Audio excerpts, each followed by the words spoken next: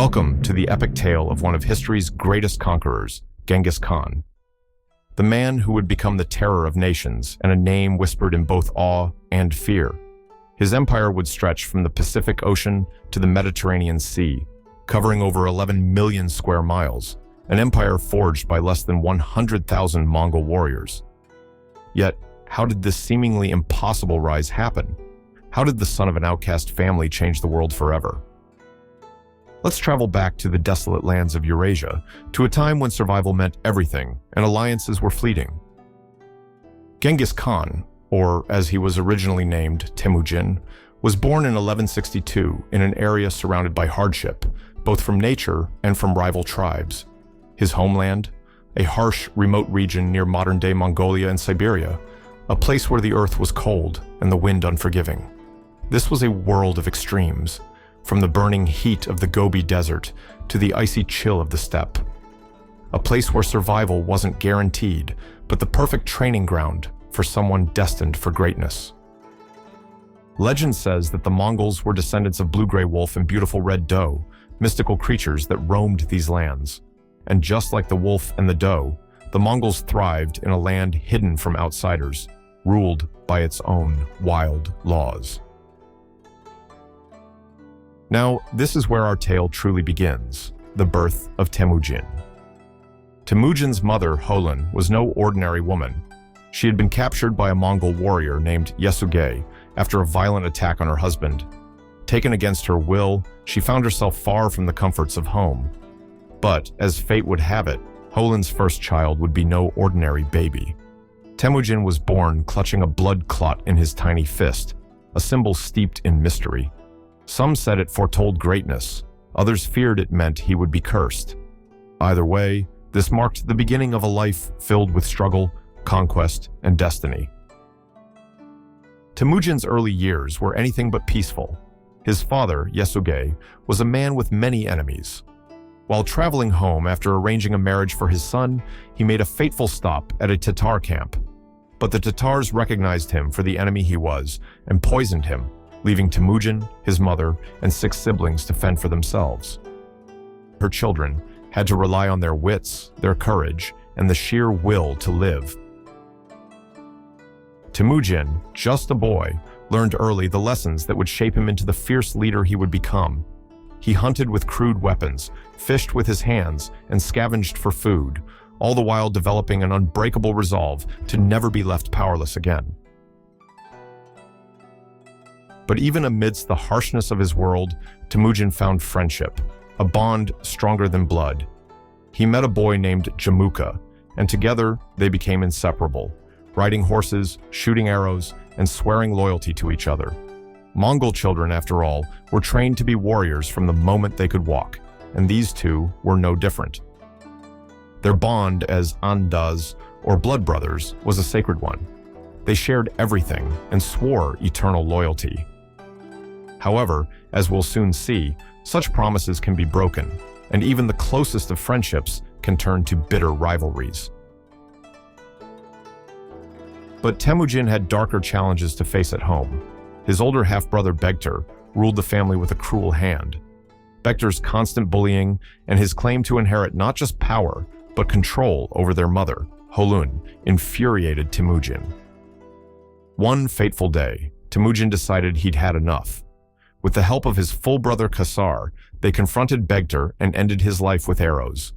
It was a bold and dangerous move, but in the world of the steppe, dominance was often established through blood.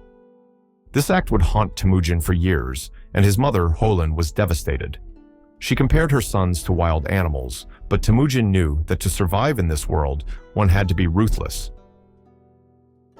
However, the repercussions were swift. Soon after, Temujin was captured by the Taichi, an aristocratic clan.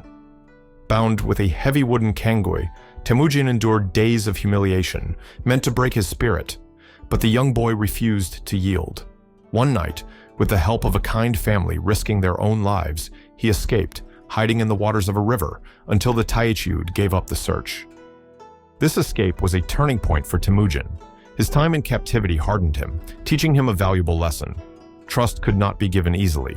It had to be earned through loyalty and action. not blood. This belief would later form the foundation of his leadership and his empire.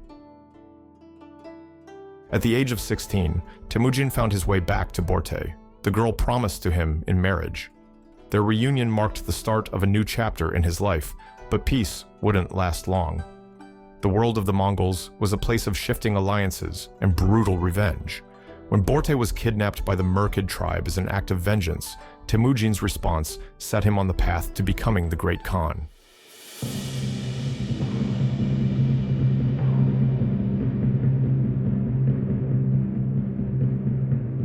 Temujin's life was never one of peace.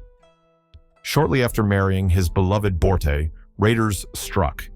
In the dead of night, the family was asleep in their gyre when an old woman awakened them with a dire warning.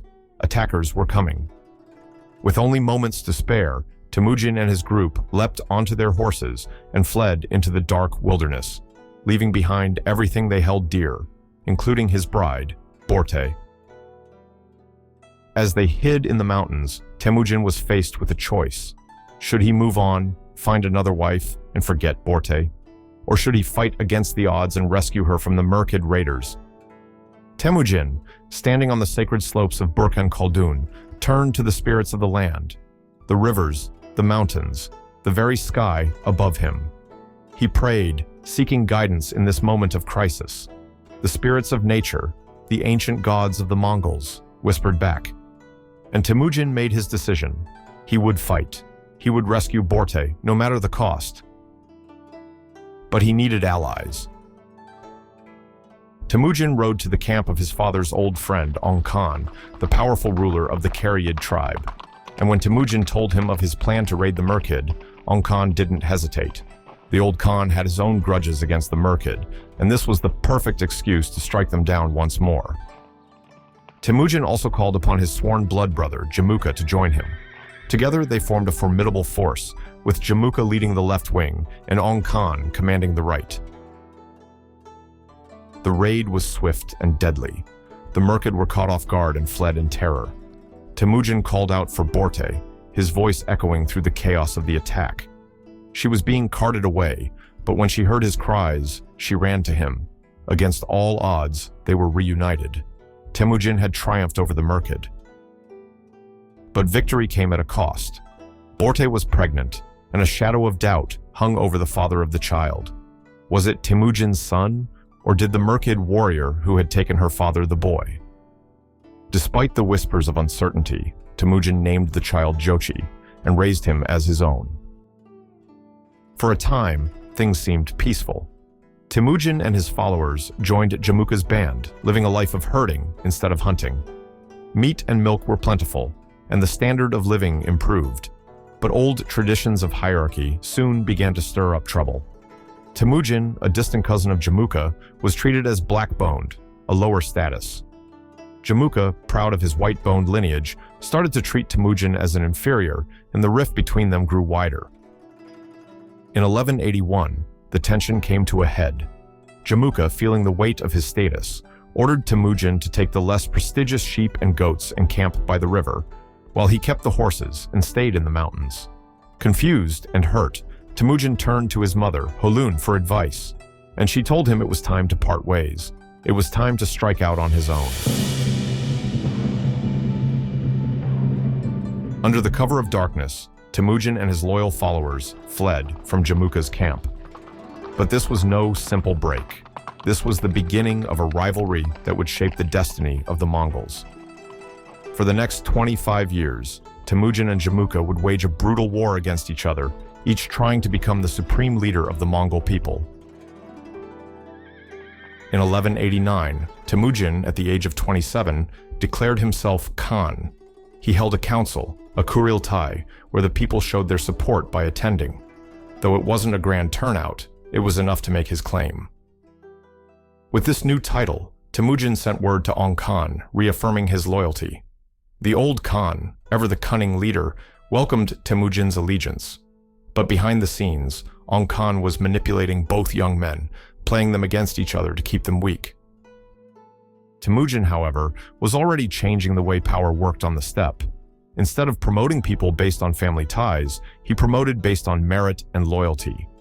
His most trusted allies, Borchu and Gelme, were given positions of power not because of blood, but because of their unwavering loyalty.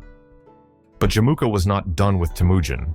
He gathered his forces and called for battle. In the fight that followed, Jamuka's men routed Temujin's forces, and in a show of horrific cruelty, Jamuka boiled his captives alive. This act shocked and horrified the Mongols, and while Temujin had lost the battle, Jamuka's reputation was forever tarnished. Yet, this wasn't the end for Temujin, far from it. Temujin formed an alliance with Ong Khan and launched a successful raid against the Tatar tribe. The spoils of this raid were immense, goods and luxuries the Mongols had never seen before. Temujin's prestige soared, but the old customs of tribal loyalty continued to haunt him. His Jurchen relatives, who had refused to join him in the campaign, even raided his camp. Temujin responded swiftly, crushing them and holding a public trial. He executed the leaders of the Jurchen, sending a clear message to all: loyalty was everything. The power struggle between Temujin and Jamuka was far from over. In 1201, Jamuka challenged Temujin and Ong Khan once again, but this time, the winds of fate shifted. During the battle, a storm erupted. A storm many believed was brought by Temujin's shamans. Jamuka's forces fled in terror, and Temujin's legend grew. But Temujin's journey was not without its own scars. During the battle with the Taichud, Temujin was struck by an arrow in the neck. As he lay unconscious, his loyal follower Gelme stayed by his side, nursing him back to health with nothing but fermented curds and water. It was this loyalty, this deep bond between Temujin and his followers, that set him apart from others. He inspired loyalty not through fear, but through respect and shared hardship. The Taichud fled, and Temujin once again emerged victorious. But Jamuka, ever the thorn in his side, still lurked in the shadows, waiting for his moment. And so, as Temujin's power grew, so too did the forces that sought to destroy him. In 1202, Ong Khan sent Temujin to raid the Tatars, and Temujin, ever the strategist, realized that victory wasn't just about looting. It was about discipline. He ordered his men to wait until complete victory was achieved before looting, ensuring no enemy could escape. With each victory, Temujin's following grew, and he began to organize his army into a unified force: squads of 10, then companies of 100, and finally battalions of 1,000. This new structure broke the old tribal lines, creating a new Mongol army, loyal not to clans, but to Temujin himself. Temujin had grown from an outcast boy to a formidable leader, but his greatest challenges still lay ahead. The final showdown with Jamuka and the betrayal of Ong Khan loomed on the horizon. Now, a new betrayal loomed, this time from the man he once called an ally, Ong Khan. It was the year 1203. Temujin sought to cement his relationship with Ong Khan through a marriage alliance, proposing his eldest son marry Ong Khan's daughter, but Ong Khan, proud and haughty, refused. Perhaps in another time, this refusal might have been the end of it. But Ong Khan saw the growing power of Temujin, and fear crept into his heart. He devised a deadly plot, one designed to rid himself of this rising rival once and for all. Ong Khan invited Temujin to a grand wedding celebration, but beneath the surface, this was no festive occasion. It was a trap, a deadly ambush where Temujin and his family were meant to be slaughtered. But fate was on Temujin's side. One day before the fateful event, word of Ong Khan's betrayal reached him. With his trusted warriors and loyal companions, Temujin made the decision to flee. He split his small group in all directions to confuse Ong Khan's forces and escaped with only a handful of men, heading east into the wilderness. His survival was once again hanging by a thread. Temujin and his surviving men found refuge at the remote Lake Baljuna. But with only 19 men left and food nowhere in sight, starvation loomed large. In desperation, they killed a wild horse, crafting a bag from its hide to boil water and meat with heated stones. As they gathered around the boiling pot of horseflesh, they drank muddy water and made a vow. Temujin raised his cup of gritty water, and in that moment, he thanked his men for their loyalty. He swore that he would never forget their dedication, and in turn, they pledged their eternal allegiance to him. This event, known as the Baljuna Covenant, became legendary, a symbol of loyalty in the harshest of times. Temujin wasn't one to remain in hiding for long. After the covenant at Baljuna, he quickly devised a plan. He sent word to his scattered followers, and to his surprise, his newly organized army reassembled swiftly across the steppe. Temujin marched west toward Ong Khan's lands, while Ong Khan, still thinking Temujin had been defeated, celebrated with a lavish feast. But Temujin's forces were moving fast, riding through the dead of night, crossing a remote and dangerous pass that was left unguarded. In the early hours of the morning, Temujin's army struck. They swooped down on Ong Khan's camp like eagles, surrounding it completely. Ong Khan's forces were taken by surprise, and within 3 days, they crumbled. One by one, Ong Khan's followers deserted him, swearing loyalty to Temujin. The once mighty Ong Khan fled into the desert, but his son perished in the harsh wilderness. And as Ong Khan sought refuge with the Naiman tribe, he met an ironic end, killed by a border guard who didn't even recognize him. Temujin's victory over Ong Khan marked a turning point. In 1204, the final battle for control of Mongolia began.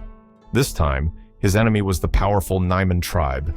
Temujin, ever the master strategist, didn't rush into a full-blown battle. He used small hit-and-run skirmishes to pick at the Naiman forces, testing their strength and weakening their resolve. His men, trained to respond to his every command with precision, executed maneuvers like a well-oiled machine. And after days of tactical strikes, the tide turned in Temujin's favor. Yet, instead of pressing for victory, he ordered his soldiers to rest, to sleep.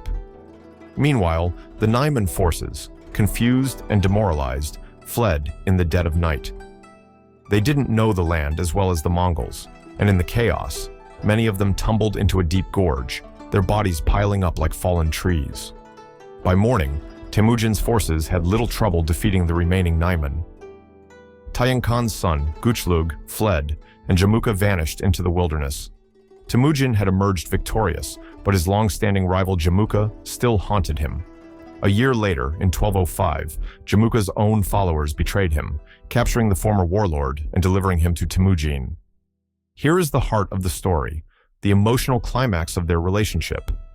After decades of war and bloodshed, Temujin could have sought vengeance, but instead, he offered Jamuka a chance to reunite as brothers. He reminded Jamuka of their shared history, their oaths of loyalty, their bond as Andas, sworn brothers. But Jamuka, filled with remorse for his betrayal, refused. He asked for death as a way to make amends, offering to watch over Temujin's descendants if buried in a high place. With a heavy heart, Temujin granted his wish, burying Jamuka with the golden belt they had once shared. It was a moment of deep humanity in the life of a man known for his ruthlessness, a reminder that even the greatest of warriors are shaped by their relationships, their loyalties, and their betrayals. And so, with Jamuka gone, Temujin stood as the undisputed leader of the Mongol tribes. He took the title Genghis Khan, meaning strong and fearless, and established the Yeke Mongol Ulus, the great Mongol nation. His empire stretched across vast territories, and though his people numbered only about 1 million, they were now united under one banner. But even in times of peace, new challenges arose. As Genghis Khan's power grew, so did the rivalries within his own family. Petty disputes, fueled by jealousy and ambition, began to surface. Among these, a dangerous threat emerged in the form of Teb Tengeri, Genghis Khan's shaman. Teb Tengeri and his brothers wielded significant power, using their influence to enrich themselves and control key positions. When Teb Tengeri's brothers attacked Genghis Khan's own brother Khasar, Genghis initially rebuked Khasar, asking how he, once the strongest man in the tribe, could be beaten. But the tension between the shaman and the Khan's family only grew. One day, Teb Tengeri claimed he had a dream, a vision that Khasar would one day rule the nation. He urged Genghis Khan to act against his brother, planting seeds of doubt in the Khan's mind. In a moment of weakness, Genghis Khan arrested Khasar and his followers, but his mother, Hoelun, would not stand for this.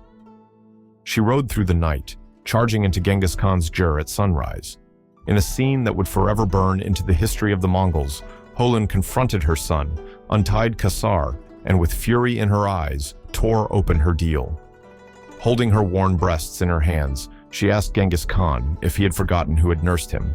Her words cut through him, comparing him to an animal that chews its own after birth.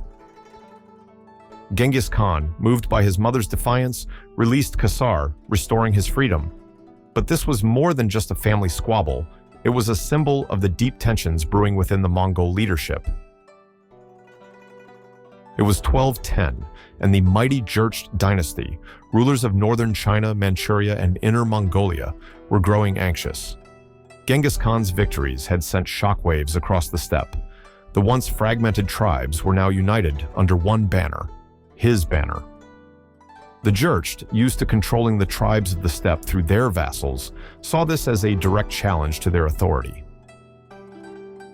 So, they made their move. A delegation from the Jurchen court arrived at Genghis Khan's camp, demanding submission. They demanded that the Mongols bow to the Golden Khan, the ruler of the Jurchen, just as Ong Khan had done before. But Genghis Khan wasn't Ong Khan. He had no intention of submitting to anyone. The delegation stood before him, relaying the orders of the Golden Khan. They expected Genghis Khan to kneel, to bow his head in submission. But instead, Genghis Khan's eyes narrowed. He looked the envoy up and down, his lips curling into a disdainful smile. And then, without a word, he turned his back and rode away. The envoy was left stunned. This wasn't just an insult, it was a declaration of war. Genghis Khan's refusal to bow set the stage for a conflict that would forever alter the balance of power in Asia. The Jurchen had ruled these lands for generations. They had seen themselves as superior, looking down on the nomads of the steppe. But Genghis Khan, with his unflinching defiance, was about to change all that.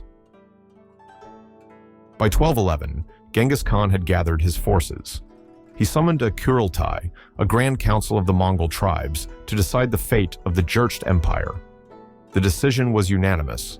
They would march south and bring war to the Golden Khan. The Mongol army was unlike any other in the world, swift, deadly, and unstoppable. It was an army made entirely of cavalry, no foot soldiers, no cumbersome supply trains. Their strength was in their speed, their mobility. Each warrior rode with several horses, allowing them to change mounts and travel vast distances without tiring. They carried no rations, no supplies. For the Mongols, their horses provided everything. They drank their milk, ate their meat, and even used their blood for sustenance on long campaigns. As they rode south, the Jurchen mocked them. To the city dwellers of the north, the Mongols were nothing more than uncivilized barbarians. But what the Jurchen didn't understand was that these barbarians were hardened warriors, forged by the harshness of the steppe and led by one of the greatest military minds the world had ever seen. The Jurchen army was vast, numbering in the hundreds of thousands. But they had a fatal flaw. They were slow. Their army was weighed down by infantry, supply trains, and a reliance on fixed fortifications. They believed their walls and their numbers would protect them. But Genghis Khan didn't play by their rules. In their first engagement, the Mongol army, numbering 65,000 horsemen, met the Jurchen on the open plains. The Jurchen were confident.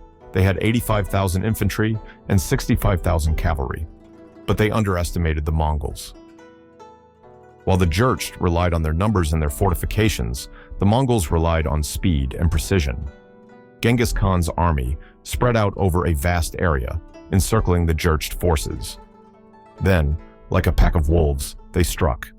Hit-and-run tactics, feigned retreats, ambushes in the night. The Jurchen soldiers never knew where the next blow would come from. The Mongol army didn't march in straight lines. They didn't wait for orders from central command. Instead, they moved in small, flexible units, each one capable of acting independently. This gave them a level of coordination and speed that was unmatched. And while the Jurchen soldiers survived on gruel and grain, the Mongols thrived on a diet of meat and dairy. They had strong bones, powerful teeth, and the endurance to go without food for days. Even in the middle of battle, they could survive by drinking the blood of their horses. As the Mongols cut through the Jurchen army, Genghis Khan didn't stop there. He knew that defeating an army in the field was one thing, but taking a city, that was something else entirely. The walls of the cities in northern China were massive, impregnable. The Mongols, who had never dealt with such fortifications, faced a new challenge. But Genghis Khan wasn't one to back down from a challenge. He had learned the art of war from a lifetime of conflict, and now he would learn something new: siege warfare. Instead of attacking the cities directly, Genghis Khan employed a different strategy. He terrorized the countryside, destroying crops, cutting off supply lines, and spreading fear among the people. He wanted to break the enemy's spirit, to make them believe that resistance was futile. And then, when the time was right, he called upon the engineers. The Chinese had developed a variety of siege weapons: catapults, trebuchets, ballistae, capable of hurling stones and fire at city walls from a distance.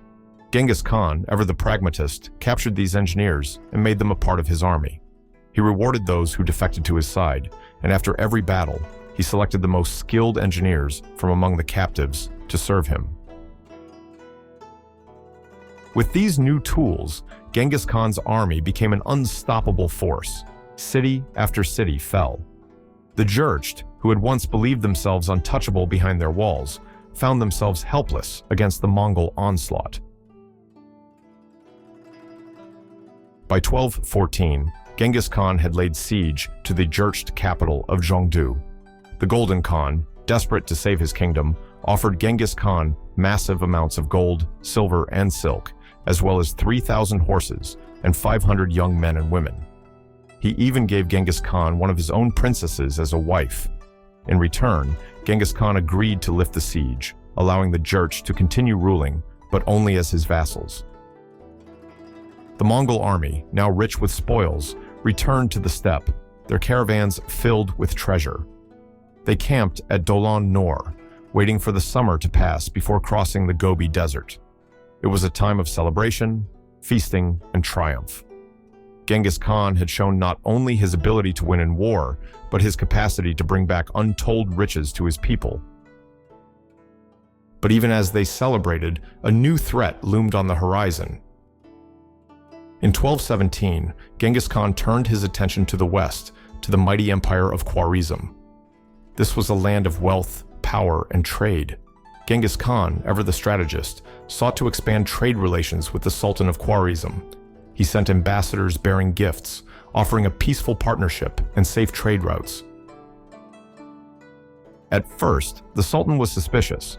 He had heard of the Mongols, their brutal conquests, their swift victories. But eventually, he agreed to a trade treaty. Genghis Khan sent a caravan of 450 merchants laden with luxury goods to Khwarizm. It was a sign of goodwill, a gesture of friendship. But that friendship was shattered. The governor of Otrar, a province of Khwarizm, seized the caravan, killed the merchants, and took the goods for himself. Outraged, Genghis Khan sent envoys to the Sultan, demanding justice.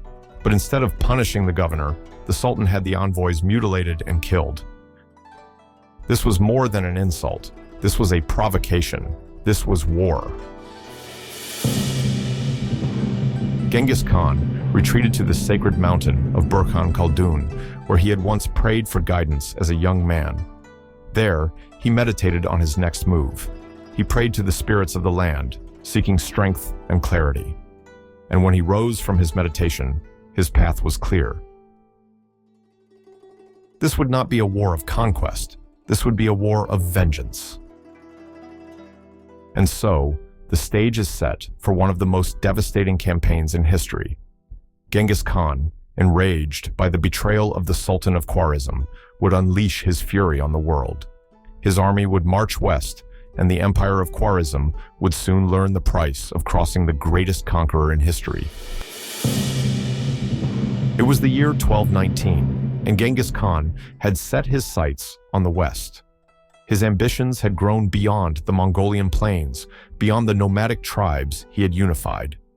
Now, his gaze turned to the Muslim lands of the Khwarizm Empire, a rich and powerful civilization that stretched from the Indus River to the Caucasus Mountains. The Khwarezm Empire, at its height, was one of the wealthiest and most advanced civilizations of its time. With a mastery of sciences, mathematics, and commerce, the cities of the empire were bustling centers of knowledge and learning. But all of that would soon fall under the relentless onslaught of Genghis Khan and his Mongol army. Genghis Khan's campaign westward was swift and brutal. By the spring of 1220, his army reached Bukhara, one of the jewels of the Khwarezm Empire. The Mongols, famous for their speed and mobility, quickly overwhelmed the city. As Genghis Khan rode through its gates, he spoke to the terrified citizens. "I am the flail of God," he declared, "and if you had not committed great sins, God would not have sent a punishment like me upon you." City after city fell. The Mongols crushed every army they faced, from the foothills of the Himalayas to the banks of the Volga River. No fortress could withstand them. No army could defeat them. The Muslim world, once the pinnacle of human achievement, was brought to its knees by the Mongol invasion. The destruction was unimaginable. Entire cities were razed to the ground, their populations slaughtered or enslaved. The once great palaces and mosques were left in ruins. Muslim chroniclers of the time wrote of Genghis Khan's armies as if they were an apocalyptic force sent to punish the world, and in many ways they were. But for Genghis Khan, this was more than just a conquest. It was a strategy. Genghis Khan understood the power of fear. He knew that the devastation left in his wake would spread panic across the Muslim world, and he used it to his advantage. His armies spared no one, and the stories of their brutality spread like wildfire. But Genghis Khan was also a master manipulator. He turned the high literacy rate of the Muslim population into a tool of terror. Letters, chronicles, and official reports were filled with exaggerated tales of Mongol brutality, inflating the death tolls and spreading fear far and wide. By doing so, he decapitated the ruling classes of his enemies, wiping out the aristocrats and ensuring that no one would stand in his way. For Genghis Khan, titles meant nothing unless he had granted them himself. He wanted rulers who owed their power to the Mongols and no one else. Genghis Khan wasn't just destroying cities for the sake of it. He was reshaping the very geography of the world. He demolished cities that were less important or difficult to access, forcing trade to flow through routes he could control. He depopulated vast areas of land, turning them into grazing pastures for his army's horses and ensuring that his forces could move freely across the conquered lands. But even as he built his empire through conquest, Genghis Khan faced struggles within his own family. By the time of the Khwarezm campaign, Genghis Khan was in his 60s. His power was unmatched, but his sons, the heirs to his empire, were already tearing themselves apart. Jochi, his eldest son, was at odds with his second son, Chagatai. Their rivalry threatened to split the empire even before Genghis Khan's death. Before setting off for Khwarezm, Genghis Khan summoned his sons for a family council, a Kurultai, to discuss his succession. He knew that his time was limited, and the issue of who would succeed him had to be settled. But the meeting only deepened the rift between Jochi and Chagatai. When Genghis Khan asked Jochi to speak first, Chagatai openly challenged his brother's right to rule, questioning his legitimacy.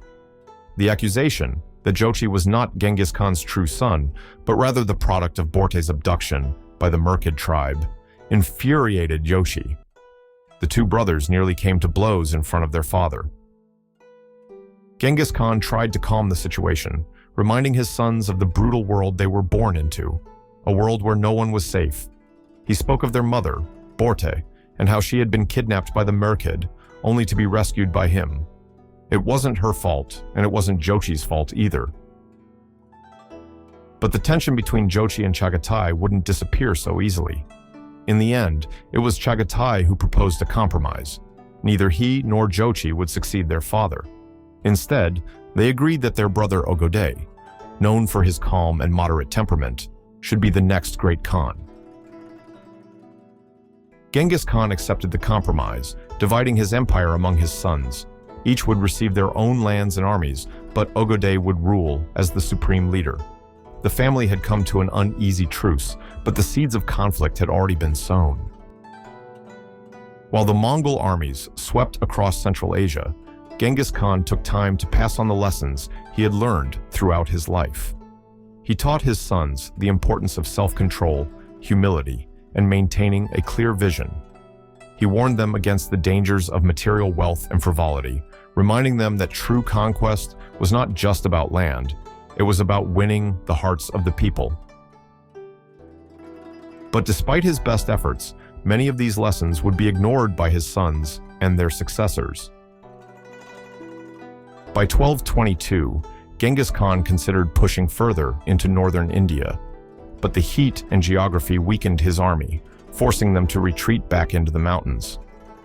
Though the campaign was cut short, the Mongols had already achieved their primary objective, the destruction of the Khwarezm Empire and the conquest of Central Asia.